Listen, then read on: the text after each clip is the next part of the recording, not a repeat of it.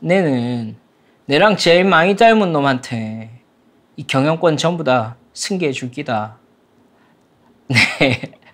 제가 못쓸 연기로 시작을 했는데 드라마 재벌집 막내 아들의 진양철 회장의 대사였습니다. 진짜 제 인생 띵작이었어요. 진짜 너무너무 재밌더라고요. 네, 진짜 이거 안 보신 분들은 꼭 보시길 바랍니다. 이 드라마의 내용은 대충 이렇게 시작합니다. 재벌집 막내 아들, 그러니까 이제 진도준이라는 사람이 있었어요. 송중기가 역할한 그 배역인데요. 송중기가 어떤 사고를 당해서 과거로 타임슬립을 하게 됩니다. 그리고 진도준으로 살아가게 되죠.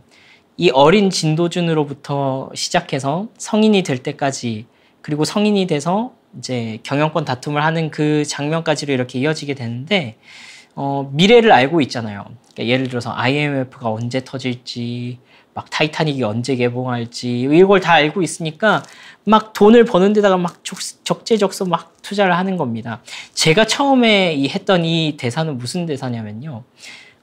이 진양철 회장의 아들들이 많이 있었는데, 뭐 풍족하게 자랐죠. 아버지가 이뤄놓은 그 성공을 맛보면서 그 어린 시절 아무것도 부족할 게 없는 재벌 2세로 자랐습니다. 그런데 이 진양철 회장이 보기에는 너무 순진하게 짝이 없는 겁니다.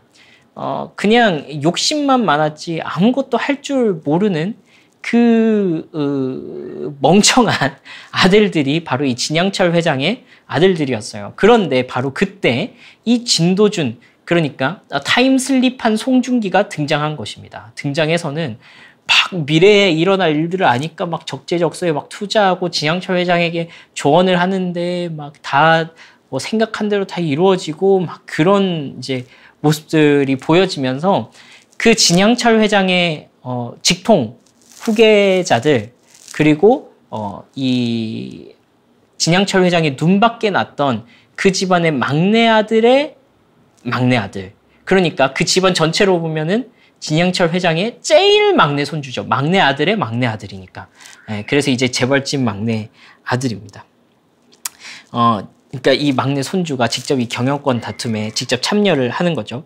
여러분 그런 상상해 보신 적 없습니까? 내가 미래를 알고 있다면, 야, 나도 진짜 과거로 돌아가가지고 진짜 비트코인 이렇게 막 엄청 뛸 줄 알았으면 내가 막 10원, 20원 할 때 사놓는 건데, 그러면 진짜 일론 머스크, 그렇게 될 줄 알았으면 막 미친 듯 한다고 사람들이 욕할 때 미리 그 주식 좀 사놓는 건데, 야, 저기 땅이 그렇게 많이 올랐다는데 내가 저걸 미리 사놨으면은 나도 진짜 돈 걱정 없이 그렇게 살았을 텐데, 그런 이제 그 상상을 막 행복 회로를 막 굴려보잖아요. 아무 쓸데없는 짓입니다만 그렇게 해보죠. 누구나 다 상상하죠.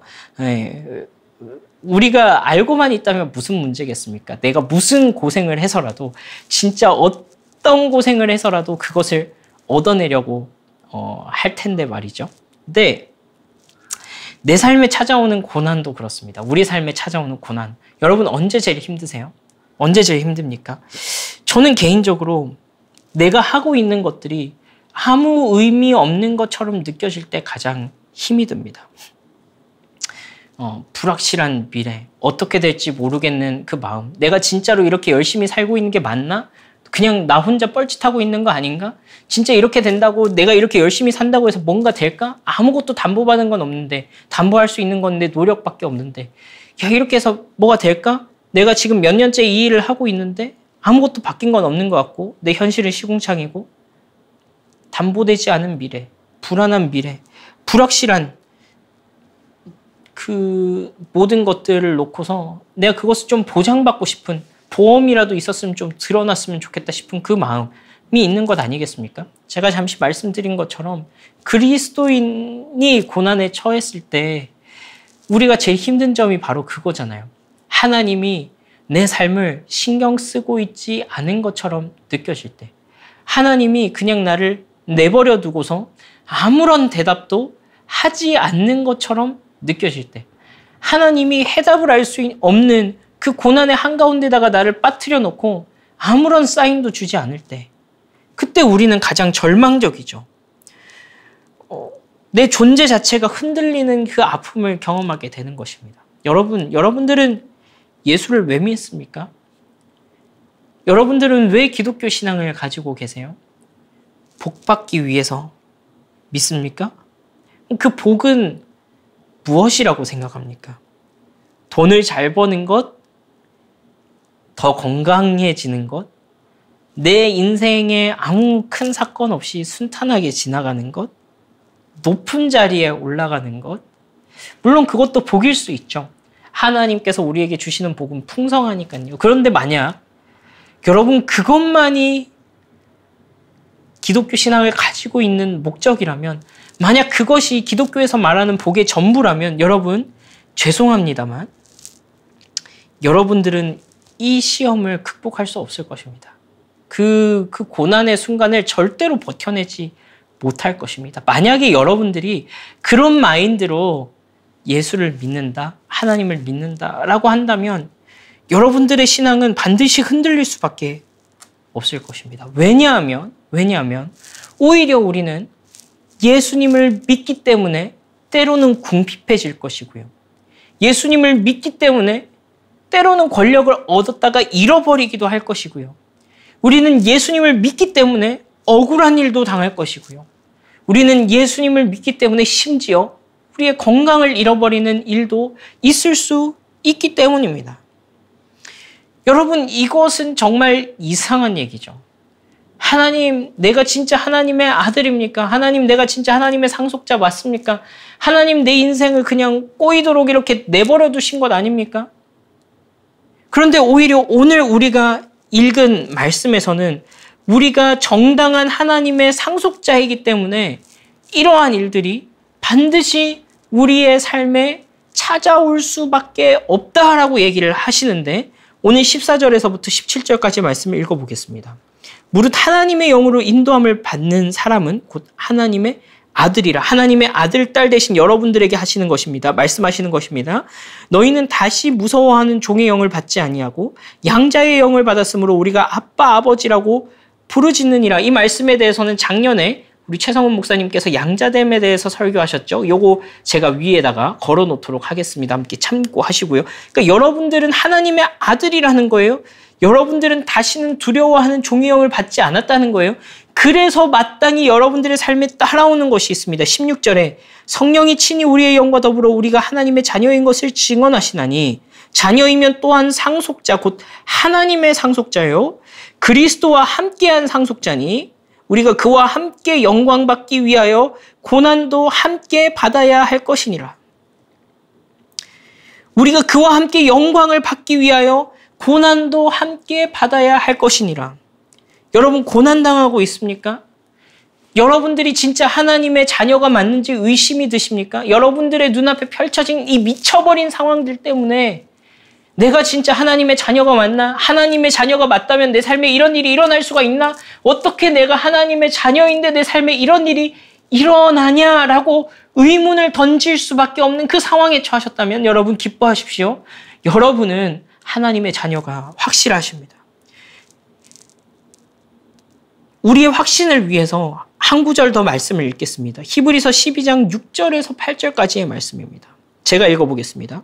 주께서 그 사랑하시는 자를 징계하시고 그가 받아들이시는 아들마다 채찍질 하심이라 하였으니 너희가 참음은 징계를 받기 위함이라. 하나님이 아들과 같이 너희를 대우하시나니 어찌 아버지가 징계하지 않는 아들이 있으리요. 징계는 다 받는 것이거늘 너희에게 없으면 사생자요 친아들이 아니니라.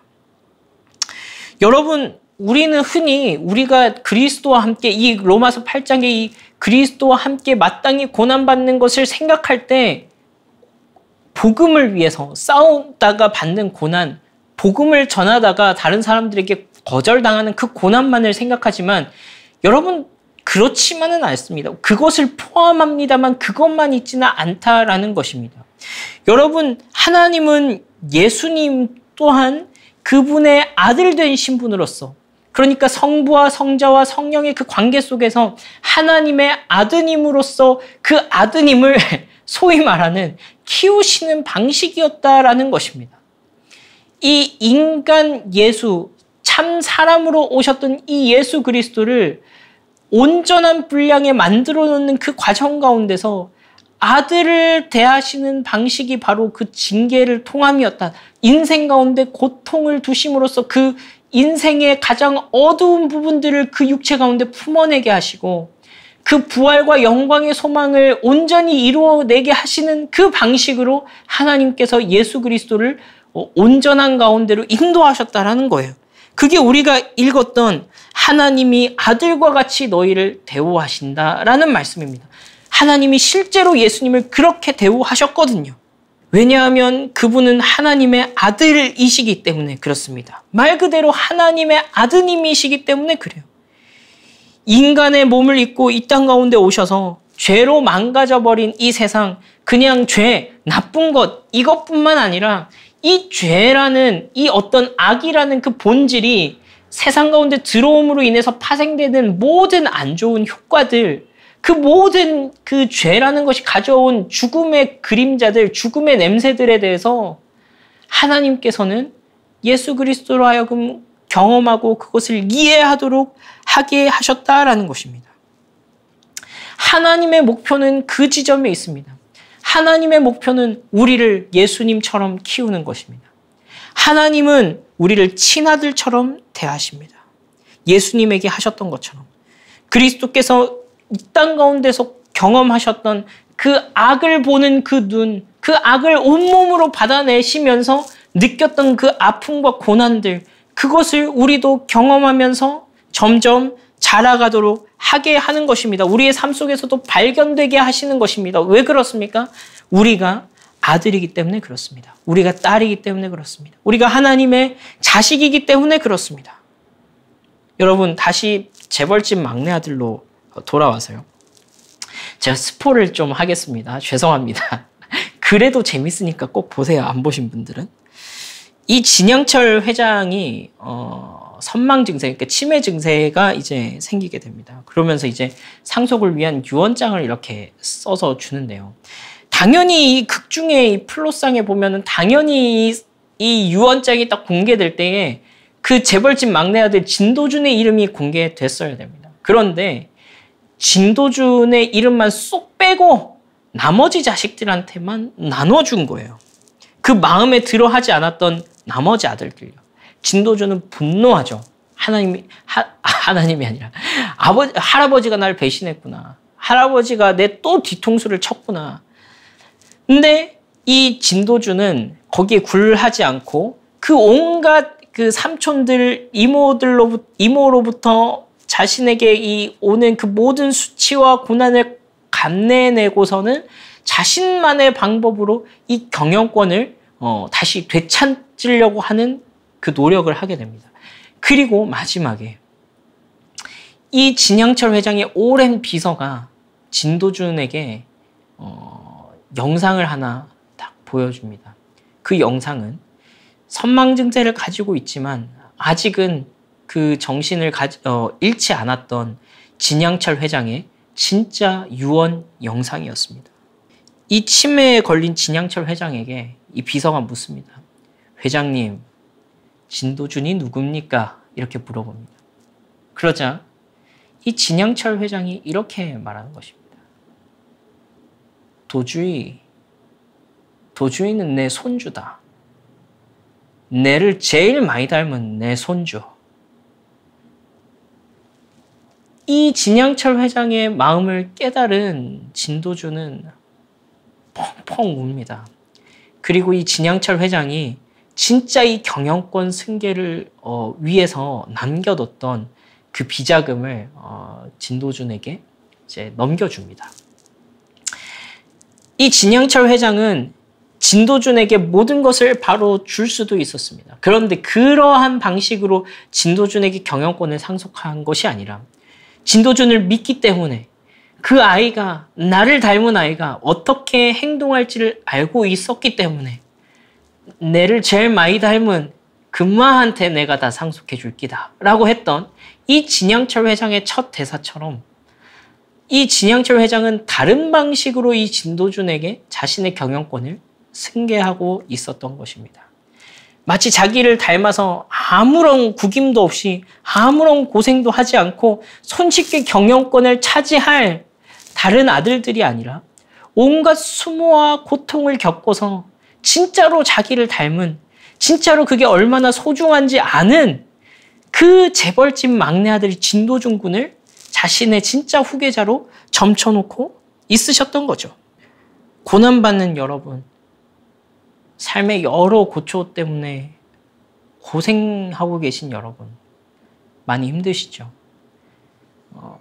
내가 진짜 하나님의 자녀가 맞나 의심스러울 정도로 내 삶이 이렇게 망가진 무슨 소용인가 싶은 그 고통 중에 계신 분들, 여러분들을 가장 힘들게 하는 그것, 하나님이 나를 신경 쓰지 않는 것 같고 내가 하나님의 눈밖에 난 것 같은 그 고통 가운데 계신 여러분들 힘드시죠?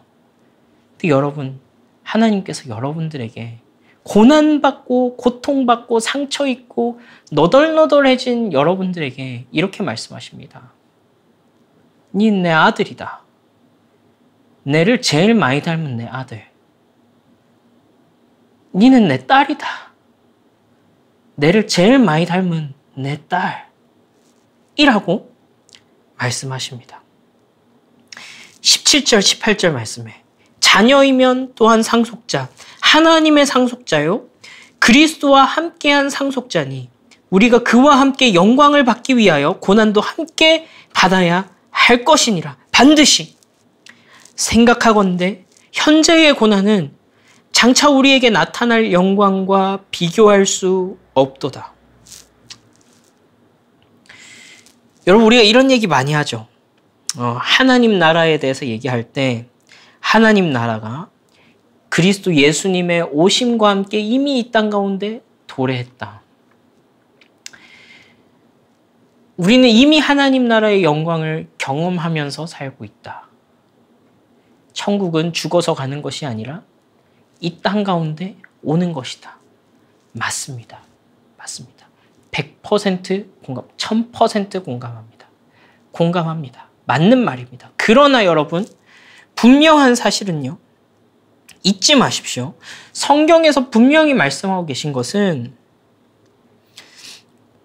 우리가 이 땅 가운데서 경험해야 하는 하나님의 나라도 영광스러울진데 장차 완전히 이루실 그 하나님의 나라, 우리가 부활의 영광 가운데 하나님의 상속자로서, 하나님 나라의 상속자로서 이 땅 가운데 경험할 그 하나님의 나라의 영광은 얼마나 더 크겠냐라고 말하는 것이 성경의 말씀입니다. 그러니까 이 두 개를 섞어서 마치 우리의 지금 우리가 경험하는 것이 전부인 양 그걸 말하기 위함이 아니라고요. 우리가 지금 경험하는 것도 이렇게 영광스러운데 장차 우리에게 주어질, 우리에게 도래할 그 하나님의 나라는 도대체 얼마나 더 영광스러울까 하는 차원에서 우리에게 말씀하시는 거라고요.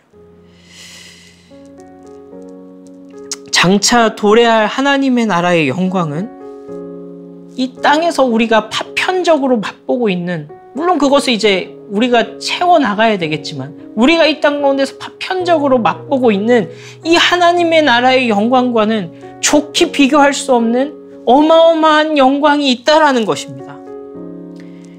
여러분, 그러면 이 미래의 소망과 영광, 장차 완전히 이루실 하나님의 나라, 지금 우리가 당하는 고통과는 비교할 수 없는 이 영광을 상속받는 그것이 우리로 하여금 내세지향적으로 만들어서 오늘의 삶을 대충 살게 합니까? 절대 그렇지 않습니다. 우리를 무책임하게 살게 합니까? 그렇지 않습니다. 절대로 그렇지 않습니다. 오히려 우리를 능동적으로 견디게 합니다. 장차 도래할 그 나라의 영광을 오늘 우리의 삶에 비로소 채울 수 있게 합니다. 내가 한 번도 꿈꿔보지 못한 것을 내 삶에 어떻게 채운단 말입니까? 내가 한 번도 상상해보지 못한 것을 내 삶에 어떻게 채운다는 말입니까? 여러분이 하나님의 아들이 되었다는 것은, 여러분들이 하나님의 딸이 되었다는 것은, 여러분들이 그리스도와 함께 그리스도의 형제요 자매로서 하나님 나라의 상속자가 되었다는 것은 비로소 그것을 꿈꿀 수 있게 되었다라는 것을 이야기합니다. 이전까지는 내 삶의 고난 그 자체만 볼 수밖에 없었습니다.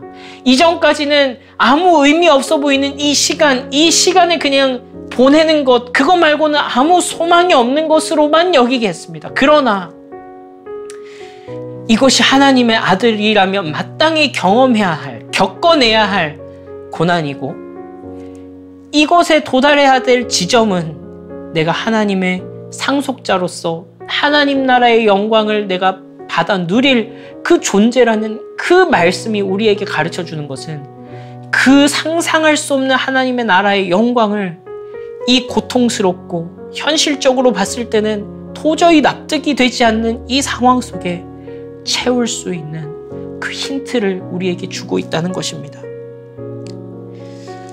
장차 도래할 영광을 오늘 내 삶에 채우고 싶은 이 새로운 욕망, 이 새로운 욕심, 이 새로운 간절함이 우리의 삶을 풍성하게 만드는 것입니다.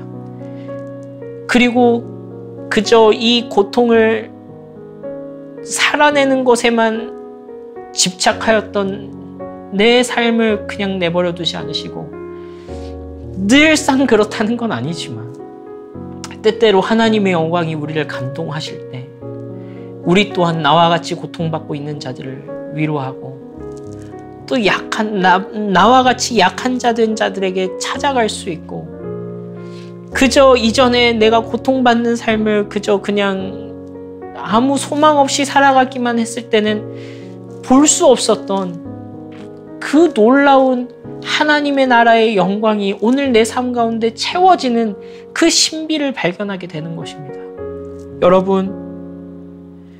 여러분들은 하나님의 아들입니다. 비로소 성장하고 온전하여져서 다른 사람들의 아픔을 품어낼 수 있고, 이 땅의 죄로 인해서 망가져버린 그 실상을 여러분들의 온 육체로 그 본질을 깨달으며,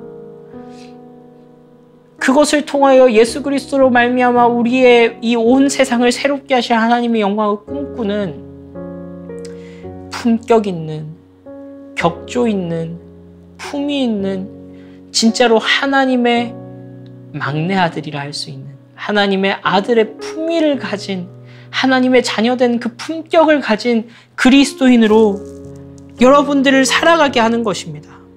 다시 읽습니다. 자녀이면 또한 상속자, 곧 하나님의 상속자요 그리스도와 함께한 상속자이니 우리가 그와 함께 영광을 받기 위하여 고난도 함께 받아야 할 것이니라.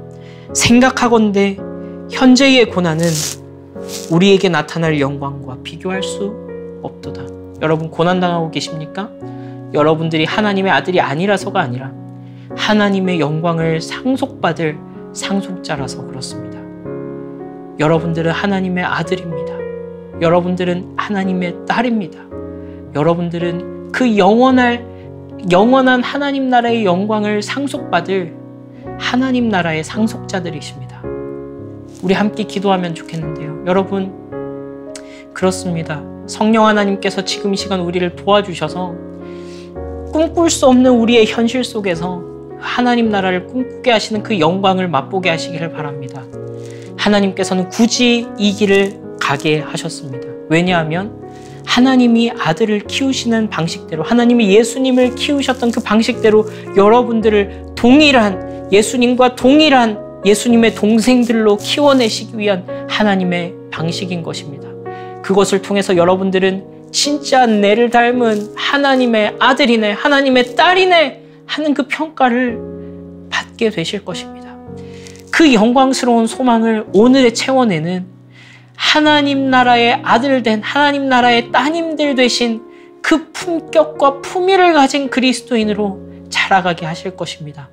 우리 함께 기도로서 우리 그 소망을 우리의 마음속 깊은 곳 가운데 품어내기를 바랍니다. 함께 기도하겠습니다.